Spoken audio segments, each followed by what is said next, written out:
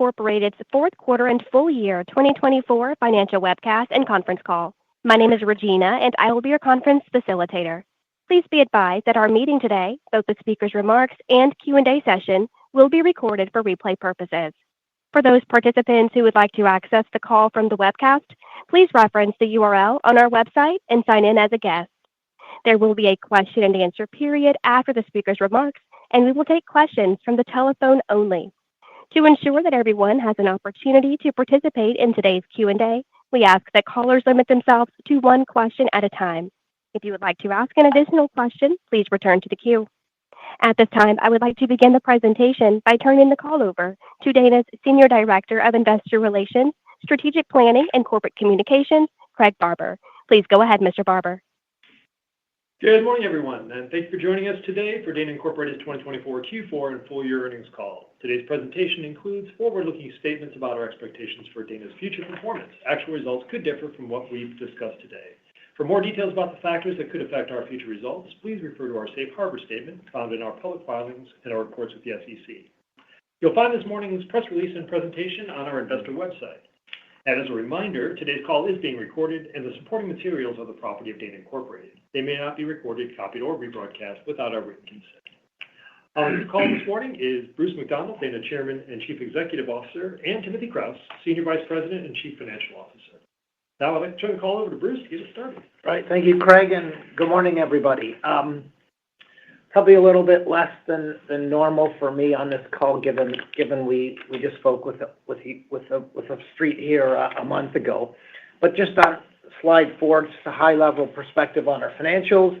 For the full year, sales down about nearly $300 million, really reflecting softness, I would say, in a few key areas. One would be EV and some of our sales to the programs that we are currently in production on. And then as the year progressed, we saw increasingly weak markets in off-highway. In terms of our profitability, we benefited from strong operating performance with our sales, with our sort of EBITDA up $40 million on lower volumes and driving our operating margins up by 60 basis points. Again, just a little bit of color there, strong operation performance. We're starting to see the early benefits of some of our footprinting actions and plant consolidation. And really good to see here in the fourth quarter, as we previously talked about, the benefits of our cost reduction, our $300 million cost reduction program flowing through in the quarter, $10 million in Q4 here. And as I mentioned last month, about $100 million of the $300 million is actioned, and you could think about in the bag. And lastly, in terms of free cash flow, big improvement, getting from a slightly negative position in 2023 to $70 million in 2024. We're pleased with the improvement, but it's nowhere near where it needs to be. And the guidance that we're going to share with you later on, we have free cash flow more than tripling in 2025. Turning to slide 5. Again, this is sort of a lift from the deck a month ago. Focusing on Tim and I and the team are very heavily focused on completing the off-highway divestiture. I really don't have any new information to report versus a month ago. With a robust process with strong interest, and we continue to believe that we can execute the legal agreements and announce a transaction somewhere in early Q2 with a closing by the end of our fiscal 2025. In terms of EV and our approach to the marketplace, that's been fully implemented and communicated. That's been critical for us. I think it de-risks some of the capital that we've committed in the future. And the fact that we're taking a much more measured approach really reduces the CapEx intensity of our business on a go-forward basis. A little bit more information here in terms of Power Technologies consolidation. We're well underway in terms of completing that initiative. It's been kind of fully rolled out. That savings is worth somewhere in the $15 to $20 million level. That's kind of the run rate we hope to get from that initiative. And under Byron Foster's leadership, I feel good about that. In terms of financial commitments, we're fully committed to getting new Dana margins up to the 8.1 to 8.6 here in 2025 and pushing towards double digit in 2026, really benefiting from strong continued operation performance and of course the benefits of the $300 million cost reduction that will be fully in our base in 2026. In terms of use of proceeds, again, committed to a strong balance sheet. The discussions that we're having with our board would suggest we're targeting a net leverage of about 1 times through the cycle. That does not mean we'll be at 1 times when we on day one. We'll probably be lower than that, but we want to have a conservative balance sheet so that we're strong throughout the cycle. Lastly, for me on page 6, just a few comments on our markets and our backlog for this year. I guess I'd categorize our outlook in terms of light vehicle as flat-ish year over year. That seems to be generally consistent with what other suppliers and OEs are talking about right now, and that's sort of been reflected in the releases that we've seen so far. In terms of commercial vehicle, a little bit of softness in the market. We do anticipate to see commercial vehicle stabilize here towards the end of this year, and look forward to start to see the beneficial impacts of pre-buys associated with the 2026 emissions legislation changes. In terms of off-highway, similar type weakness in the market. I guess I would say I haven't seen our numbers for January and early view on February. The market's actually doing a little bit better than we had talked about a month ago. So I'm not going to call it a turnaround yet, but it seems to be holding up a little bit better than we had feared. Tim's going to get into our quarterly phasing later on, but one thing I would point out is we are going to have difficult comps here in Q1 and to a lesser extent in Q2. In light vehicle, obviously last year we benefited from volume pickup associated with the strikes in North America, and then we've got tough year-over-year comps in both off-highway and CV. In terms of our backlog, $650 million. You can see how that flows by year. Obviously, it's down about $300 million from our backlog the year before. That really reflects, I would say, largely lower volumes on the EV programs that we have in our backlog. But nonetheless, we've got strong growth in each of the next 3 years. And I guess I just remind folks that 80% type plus of our backlog tends to be in new Dana as opposed to off-highway. So that, Tim, I'll turn it over to you to sort of deep dive into financials. Thanks, Bruce, and good morning to everyone. Please turn to slide 8 for a review of our fourth quarter and full year results for 2024. Beginning on the left column with the fourth quarter, sales were $2.34 billion, $159 million below last year due to lower vehicle production and currency impacts.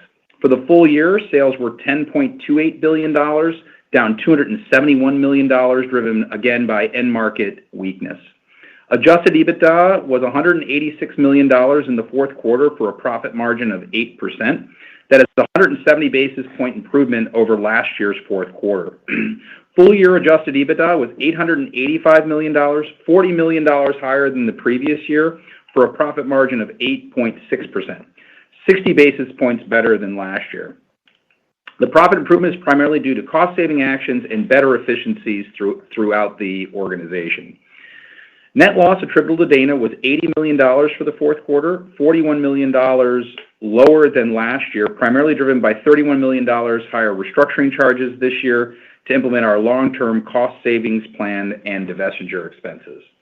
Full year net loss was $57 million compared to net income of $38 million last year.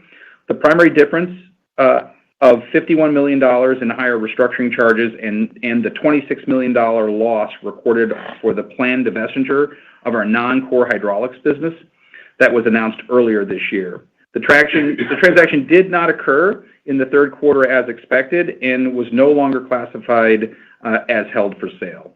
However, this loss was recognized to adjust the carrying value of the net assets to fair value remains due to accounting. Adjusted EPS for the quarter was 25 cents per share compared to a loss of 8 cents last year. For the full year, adjusted EPS was 94 cents per share, 10 cents better than the prior year. And finally, free cash flow was $149 million for the quarter, $70 million for the full year, a $13 million improvement for the quarter, and $95 million improvement for the year. Please turn with me now to slide 9 for the drivers of the sales and profit change for the fourth quarter of 2024. Beginning on the left, organic sales were $135 million lower, driven by lower OEM production of heavy vehicles. Adjusted EBITDA on organic sales was $33 million higher. This strong incremental margin was due to improved cost efficiencies across the entire company and generated 175 basis points improvement in margin. As we detailed in our business update call in January, we are showing the impact of our cost-saving programs in our profit walks. For the fourth quarter of 2024, cost savings added $10 million in profit through the various actions we took since we began the program in the fourth quarter. Foreign currency translation decreased sales by $15 million, primarily driven by lower value of the euro and real compared to the U.S. dollar. Profit was lower by $1 million with no impact to margin. Finally, due to falling commodity prices, commodity cost recovery in the fourth quarter was $8 million lower than last year.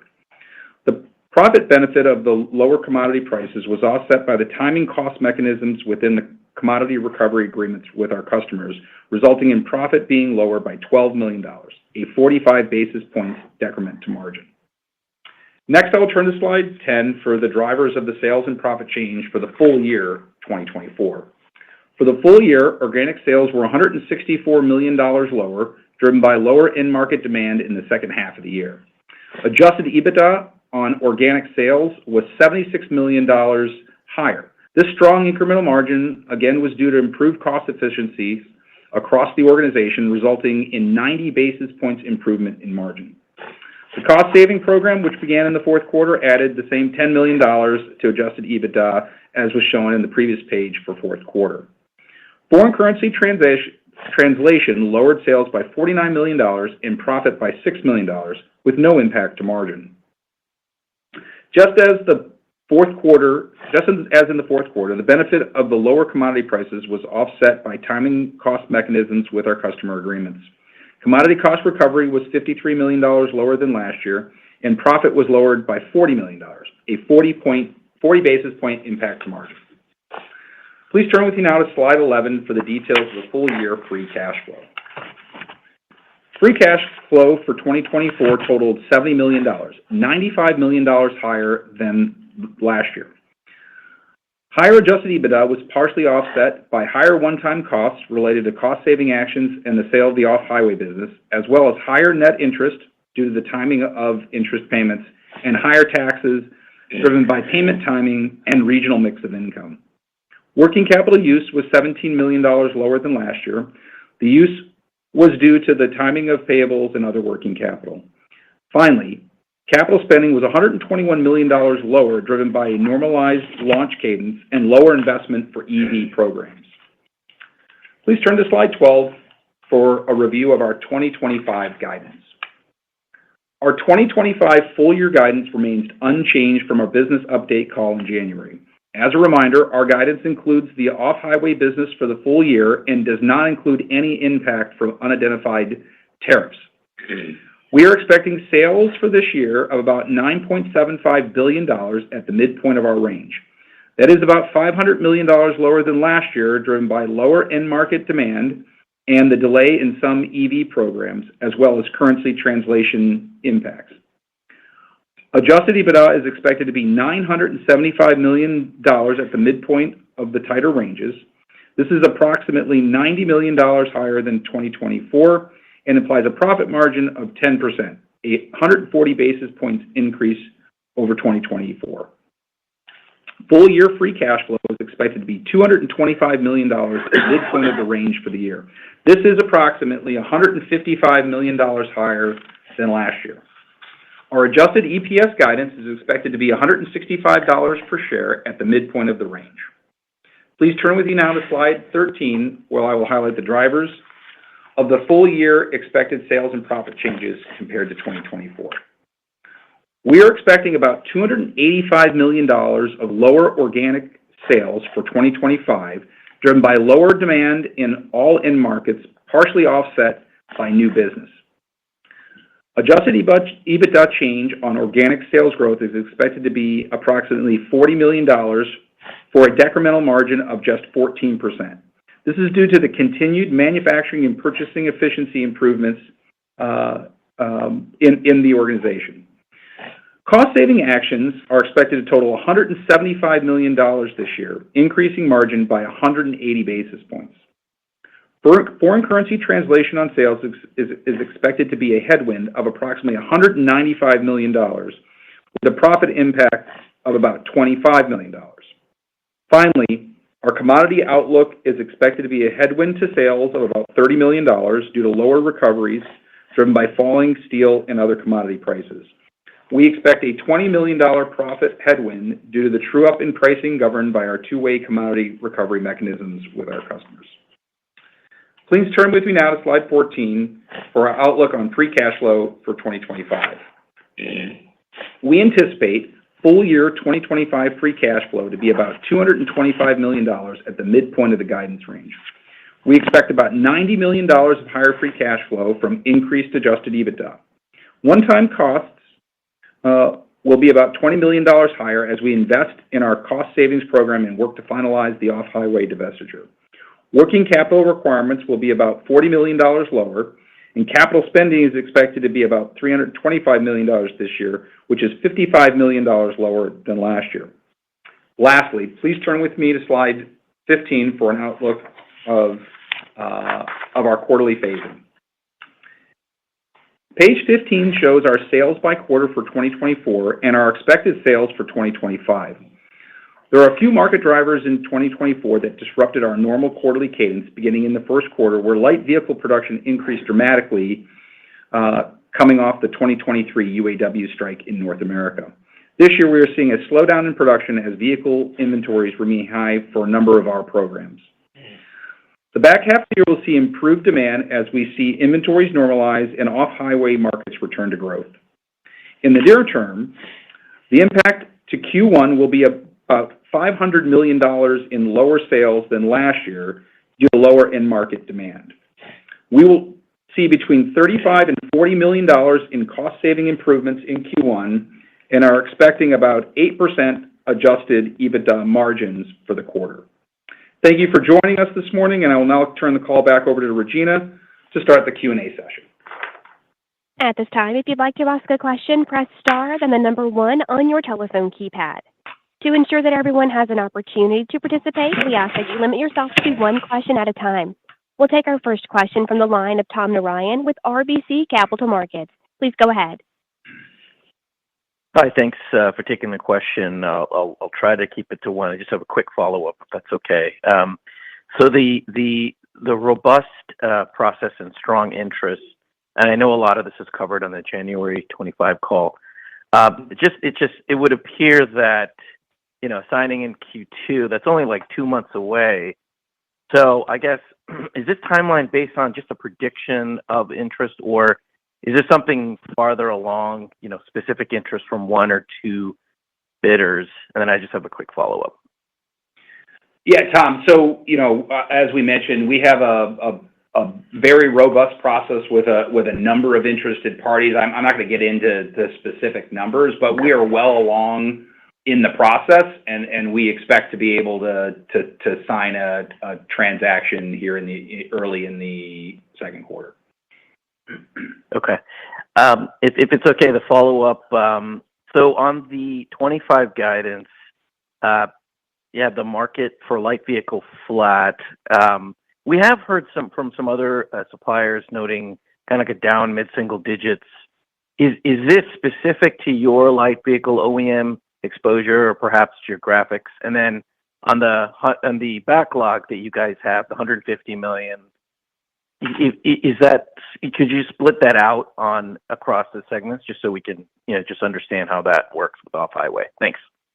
Yeah, so on your first, the light vehicle, our light vehicle view is really related to our programs, not to the overall market. You got to remember, one, we really only play in full frame truck, and even within full frame truck, we have a disproportionate amount of our sales in a number of key programs with Ford and Stellantis in particular.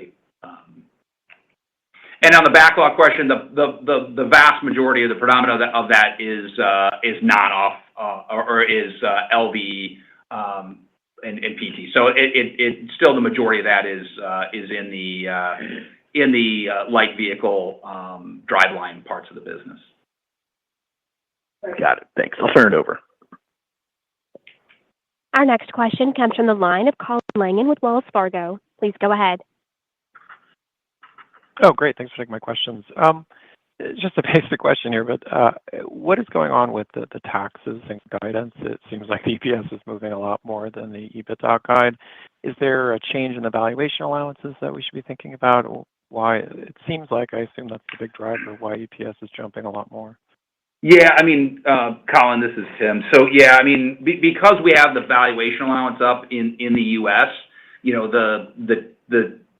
don't get a normalized rate, right? As mix changes, if a lot more of income comes into the U.S., it ends up being taxed essentially at a zero rate because of the valuation allowance. So until we kind of get through this and through this period and on the other side of the off-highway sale, we're going to continue to see a fair amount of volatility around the rate, and it's also a bit more difficult to sort of predict and just due to the mix of income, especially from year to year or quarter to quarter. Yeah, and I guess it's just Colin is following up on that. I guess after we get through the other side of selling off highway, deleveraging our balance sheet, and we get the benefit of the $300 million that we're road mapping, we'll be back to sort of like a normal company in terms of a tax rate. Yeah, I would agree. We would anticipate. We obviously won't know till we get there, but given the changes in interest expense as well as the cost saving program, we would anticipate that we could probably be able to relieve the valuation allowance at some point after that. And start talking about EPS being more normal flowing. Correct. Yeah. So this would be a sign, though, that your U.S. operations have went from unprofitable and are turning profitable, and that those profits no longer have a tax on them. Yeah, that's correct, and obviously a big chunk of our cost saving program is predominantly or disproportionately in North America and specifically in the U.S. So that should help as well. Yeah, and so you think about why it's high now. It's like we have losses in the U.S. that are not tax benefited. Correct. Yep. Okay. And just to follow up on the prior question about customer mix, because S&P has like the Super Duty down double digits. Are you assuming a similar assumption there? Because that is a pretty big platform for you guys, if I'm right. And then, so if that's the case, what is offsetting that to keep it only flat? Yeah, so the way our forecast is built is based on the mix of models that we're seeing. And so even within Super Duty, there's a pretty big difference between the mix. And so even though overall Super Duty could be down, single digits or even double digits, depending on that mix, it will have a different impact to us. We do most of the Super Duty, but not all. So some of it's still done in-house, especially the low-end 250s that are generally gasoline powered. Yeah, they're really glorified F-150s with a few extra. Yeah, and it's also somewhat offset the Super Duty by the fact that we're not expecting the inventory correction on some of the Jeep products to occur, and a second shift coming on. I think it's for Gladiator. Got it. Okay. All right. Thanks for taking my questions. Our next question comes from the line of Edison Yu with Deutsche Bank. Please go ahead. Hey, good morning. Thanks for taking our questions. Just wanted to come back to commercial vehicle. It seemed the quarter was a bit weak, and I mean, just thinking more high level about it, when can we start seeing that kind of turnaround? Yeah, Edison, good to talk with you. Hey, this is Tim. So, a couple things in the quarter for CV. I think that your last part of your question, you should start seeing that in the first quarter.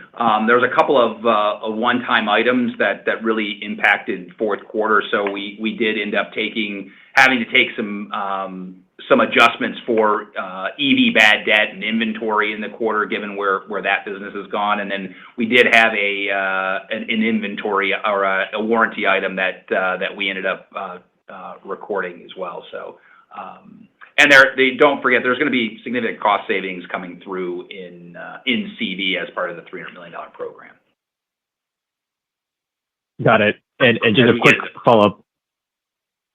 Gotcha. Just quick follow-up on the contrasting there, right? Light vehicle was quite strong. Is that a good kind of jumping off point for 25? Yeah, I think we're going to continue to see strong improvement, really across all the markets for all of our end markets as we go in. But yes, we do expect there to be continued growth in both core profit and the margin in light vehicle, as we sort of see production stabilize and we start seeing the benefits of the cost savings flow through. Yeah, and maybe just add though, we do tend to see a bit of lumpiness though in timing of custom recovery. We incur costs in some quarters and get sort of catch-up recoveries in different quarters. So that business is always sort of lumpy and things like that. So you have some of that, but yeah, I mean, if you think about the first quarter, sales are, we would anticipate sales being down quarter over quarter, given how strong first quarter 24 was coming off of the strike. So even despite that, I still believe that we'll have a strong margin that we can turn in on first quarter, given the work we're doing on the cost side of the business. Got it. Thank you. Our next question comes from the line of James Picariello with BNP Paribas. Please go ahead. Hey guys, this is Jake on for James. Hey Jake. As we think about the discussions with Hydro-Quebec around their TM4 put option, can you just provide any clarity on the timing or the magnitude of the potential payment you're expecting? Yeah, so I don't want to get into anything specific, but we continue to work through that with Hydro-Quebec. But I'm pretty confident we'll be able to get something done here this year at some point. So. All right, thank you. And then just one piece of housekeeping. When do you guys expect to actually implement the resegmentation with PowerTech getting folded into light vehicle and commercial vehicle? Thank you. Yeah, we'll be doing that during, here in Q1. So when we report first quarter, you'll see PowerTech having been folded into LVCV. All right, thanks, guys. Yep, anytime. Our next question comes from the line of Ryan Brinkman with J.P. Morgan. Please go ahead. Hi, thank you. Thanks for taking my questions. I note that consistent with every other supplier this quarter, your guidance excludes the impact of obviously difficult to predict tariffs. I'm curious though what early scenario planning you may be doing around tariffs on Canada and Mexico in particular, Mexico especially, and what your exposure there might be, how you're thinking about the ability to either mitigate or pass potential tariff costs along to customers. So I think we're obviously looking at the impacts across the business. It's hard to predict, as we said, what they ultimately will be or really what the impacts will be. What I can tell you is that we have put all of our customers formally on notice that we intend to pass every dollar of any tariff impacts through to them.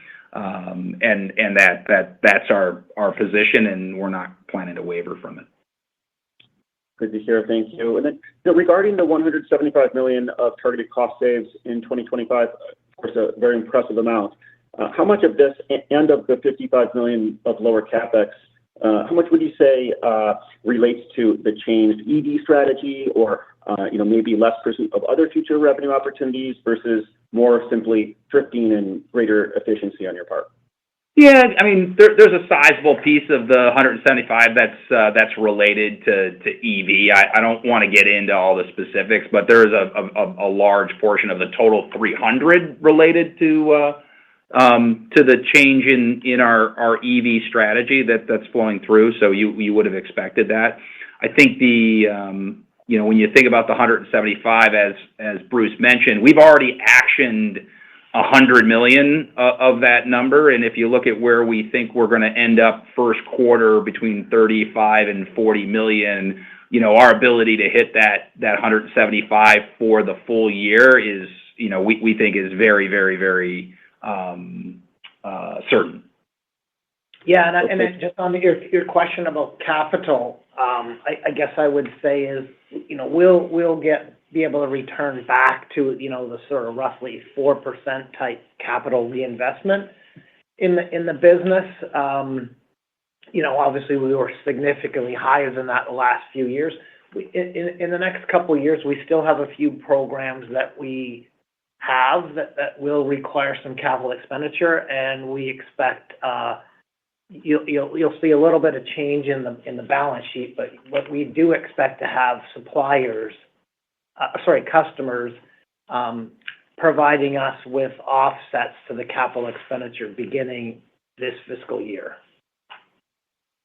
Okay, thanks. And then just lastly, I think one of the reasons why there's been such a positive share price reaction to your multi-year cost savings plan is that it comes at the same time as the off-highway sale, and it sounds like it's maybe even catalyzed by the sale, given the simpler corporate structure that it can allow. But, earlier I remember management highlighting the cost synergies of supplying across multiple end markets, and you will still be supplying across the light and commercial markets, of course. But just wanted to check in on that and what you think, there may be from a dyssynergies perspective, or are most of those synergies between, the light and the commercial and the sort of, in between space there, class, 4 or 5, et cetera? Just curious.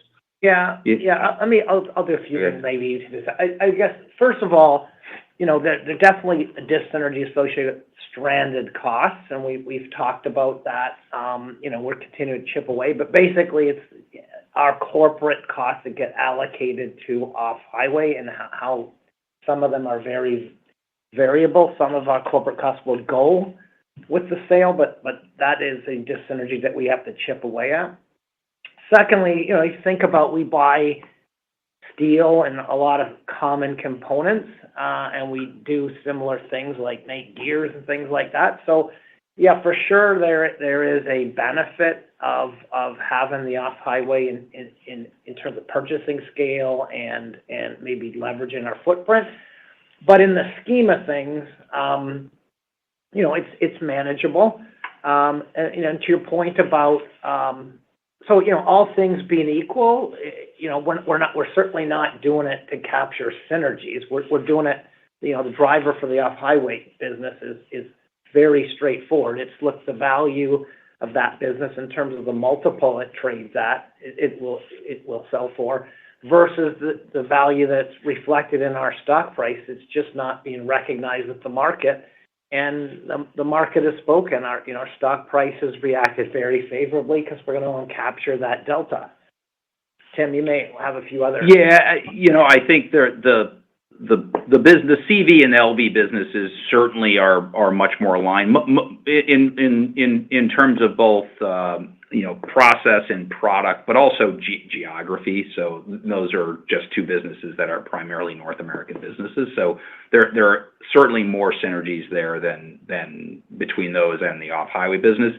But the other thing to think about here is like any of those dyssynergies, we've taken those into consideration as we've thought about how the value unlock happens and where New Dana margins end up. So when we think about New Dana margins in the the 10.5, when we get on the other side of this thing, that already has those impacts. So, and as Bruce mentioned, we are currently showing that we have about $40 million worth of stranded costs related to the transaction that, we're fully focused on actioning and reducing as we, after we get through the sale.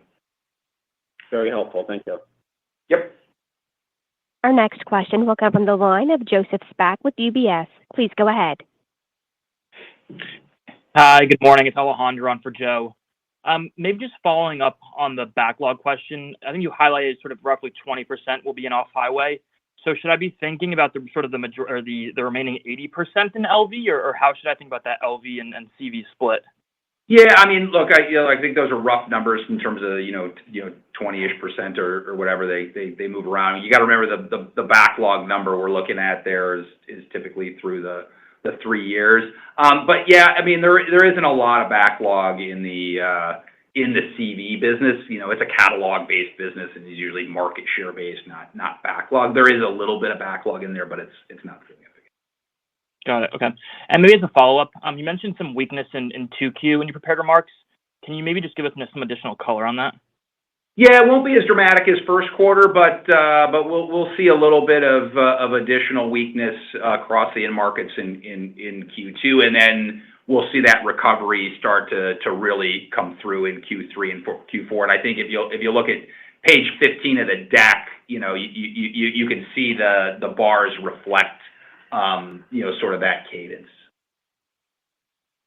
Great, thank you. Our final question will come from the line of Dan Levy with Barclays. Please go ahead. Hi, good morning. Thank you for taking the questions. I'm joining late, so I apologize if it's mentioned earlier. But if you could just talk to the backlog within the light vehicle side, how much of that is reflecting extensions of current light vehicle programs? And given this idea of there could be a potential super cycle here as automakers see the longer tail of ICE, how much incremental activity could we see, added to the backlog in subsequent periods? Yeah. Hey, Dan. So a couple things. Remember, the way we calculate backlog is it's truly incremental. So, we don't count additional vehicle volume on our programs in the backlog. So you should be able, if you were to hold, FX, commodity, and volume constant, across the 3-year period, you should be able to you will just add the amounts in the backlog to our sales to get what our resulting sales would be in 25, 26, 27. So the idea that, hey, there's going to be a lot more volume on our current programs, that would not be in our backlog. It would be in our market outlook, but it won't. Now, if they bring out a brand new variant or something like that, that would go to backlog, something we haven't previously made or sold to the automakers, but not pure volume. Great. Okay. Thank you. And then just as a follow-up, with the news of potential tariffs on steel and aluminum, can you just remind us of how this played out when we saw this in 2018 and just what the timing effects are of you passing this on to your customers? Yeah, so I know this came up a little bit earlier. What we've obviously looking at what the impacts are likely to be on the business, and we continue to kind of work through that. And as we know more about like how they're going to deal with maquilas and some of the other nuances within the supply chain, we'll know more. But one thing we have done is we have put all of our customers on formal notice. So we formally notify them that it is our intention to pass through every dollar of tariff that comes through as a result of it, and that we expect them that they're going to pay. Yeah, I guess I'd maybe add to that, Dan, is if you think about the light vehicle business, we're far more indexed now than we would have been back then. So to the extent the tariffs drive up the cost, the recovery mechanism through indexes we already have in place higher than it was back in 2018. Yeah, and that at least gets you 75, but our view is we're not going to eat the 25% that doesn't get recovered in our current commodity agreements. Right. We also don't know if it'll be reflected in the indexes or not. It may be surcharged. We just don't know. But at the end of the day, our intention and our expectation is that our customers will pay every dollar. Thank you. Yep. Okay, maybe just in a few concluding remarks. I guess first of all, I'd like to thank the Dana team and our leaders for delivering our improved financial results. For me personally, I feel really good about the progress the team is making in actioning the $300 million cost reduction roadmap that we have. 2025 for us is going to be it's a transformational year for Dana. The sale of our off-highway business is going to unlock significant shareholder value while at the same time enabling us to return capital to our shareholders and be left with a best-in-class balance sheet in our space. I'm really excited to be here, and I look forward to sharing our progress in 3 months' time. Thank you, everyone. That will conclude today's call. Thank you all for joining. You may now disconnect.